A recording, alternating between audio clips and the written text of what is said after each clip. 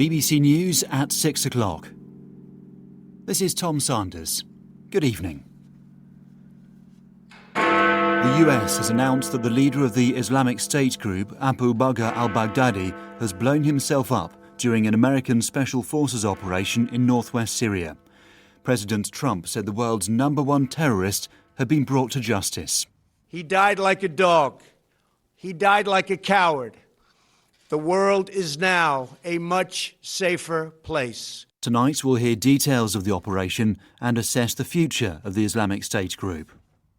Downing Street has suggested it may accept a joint Lib Dem SNP plan for a December general election. And Wales have failed to make it through to the Rugby World Cup final. President Trump has announced the death of the founder and leader of the Islamic State group, Abu Bakr al-Baghdadi, in a nighttime raid by US commandos in Syria. In a televised address, Mr. Trump described how special forces had blasted their way into a compound in the northwest of the country, pursuing al-Baghdadi into a tunnel. There, he said, the IS leader had spent his last moments screaming and whimpering before killing himself and 3 of his children by detonating a suicide vest. Mr. Trump said he was identified by DNA testing within minutes and declared the operation a great outcome for the world. Our Middle East correspondent Tom Bateman sent this report from the Turkish-Syrian border.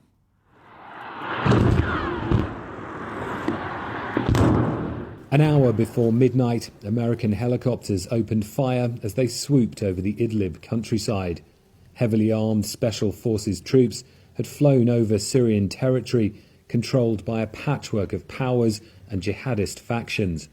As they descended on the village of Berisha, a resident, Hassan Mustafa al-Qasir, cowered with his 4 children. He told the BBC they heard explosions. Helicopters kept circling and shooting. The helicopter was only 10 meters above our house. The force of the downdraft was coming into my house. They kept shooting. Then we heard there were troops in the western part of the village. This is where they landed. He described how the helicopters targeted 2 houses. One was owned by a jihadist leader who had recently taken in a guest. He was one of the world's most wanted men, the IS leader Abu Bakr al-Baghdadi. According to the White House, American troops killed and captured several militants before al-Baghdadi tried to get away. President Trump said he was then cornered. He died after running into a dead-end tunnel, whimpering and crying and screaming all the way. And he had dragged 3 of his young children with him. He reached the end of the tunnel as our dogs chased him down. He ignited his vest, killing himself and the 3 children. But test results gave certain, immediate, and totally positive identification. It was him. The raid took place a few miles from Syria's border with Turkey, in the last remaining holdout of anti-regime forces. President Trump thanked the Turks for their cooperation, as well as Syria's Kurds, whose YPG fighters were key to eliminating IS's territorial hold in Syria. But Turkey and the Kurdish YPG are bitter enemies, and a fragile ceasefire between them has only just been holding. While the death of al-Baghdadi was described by President Trump as his top national security priority, the threat of yet more regional instability in Syria continues. Abu Bakr al-Baghdadi became the target of an international manhunt in 2014 when he declared the creation of a caliphate in parts of Iraq and Syria. He oversaw ethnic cleansing and mass executions and inspired attacks across the world, including in London and Manchester. Al-Baghdadi appeared in public only a handful of times before the decline of his so-called caliphate and his own death last night. Our security correspondent Frank Gardner considers his rise and fall.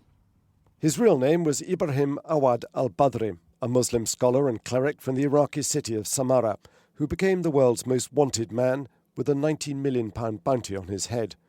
Following the US-led invasion of Iraq in 2003, he was incarcerated in the US detention center at Camp Bucca, where he formed key alliances with other future jihadists. After his release, he went on to inject new life into the remnants of al-Qaeda, eventually forming the organization calling itself the Islamic State in Iraq and Syria. As both its spiritual and actual leader, he grabbed the world's attention in 2014 when he used his religious credentials to give a sermon from Mosul's Great Mosque, proclaiming a caliphate and demanding allegiance from the world's Muslims. To most, his was a twisted and cruel ideology, yet thousands, many with criminal records, flocked to join his cause from more than 80 countries. For more than 5 years, Islamic State imposed a terrifying rule over a vast swathe of Iraq and Syria. Under al-Baghdadi's guidance, Islamic State carried out beheadings, rapes, abductions, extortion, and the burning or drowning alive of their victims. Islamic State has vowed to continue fighting, but many will hope that al-Baghdadi's demise will now mark an end to one of the darkest chapters in Middle Eastern history. America's regional allies have welcomed al-Baghdadi's death, although Syrian Kurds have warned of reprisal attacks by Islamic State sleeper cells. Iran dismissed the news as no big deal, saying the US had merely killed its own creature. Russia says it's yet to receive confirmation of what it described as yet another elimination of the IS leader. Here, Boris Johnson said it was an important moment, but warned the fight against IS was far from over. Our Middle East editor, Jeremy Bowen, considers the group's future. The loss of a leader damages any group. The jihadist extremists of Islamic State are no exception, unless President Trump and his generals are wrong about the identity of the man who blew himself up in that tunnel, chased by US Special Forces and their combat dogs. Assuming it is not a false alarm, the death of Abu Bakr al-Baghdadi is a victory for the enemies he cursed and a defeat for IS, but it is not the end of the organization. Its jihadist extremists will look at their own history. IS emerged out of an al-Qaeda affiliate in Iraq, whose leader, another notorious killer called Abu Musab al-Zarqawi, died in an American airstrike in 2006 after a long manhunt. His organization regenerated itself and became IS, the biggest jihadist militia.